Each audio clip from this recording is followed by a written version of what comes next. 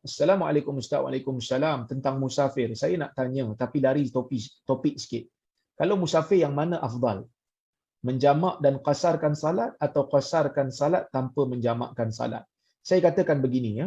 Kalau musafir kita cukup perjalanan, cukup kilometernya, maka kita dibenarkan untuk jamak dan kita dibenarkan untuk qasar. Tetapi mana yang afdal?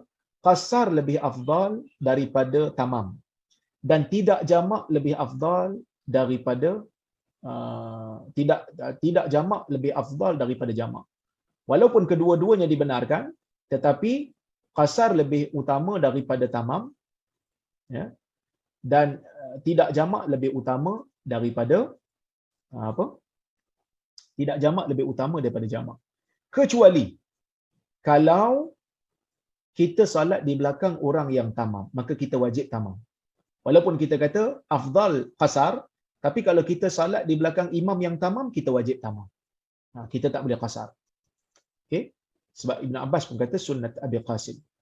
Ini adalah sunnah Abil Qasim sallallahu alaihi wasallam. Assalamualaikum Dr.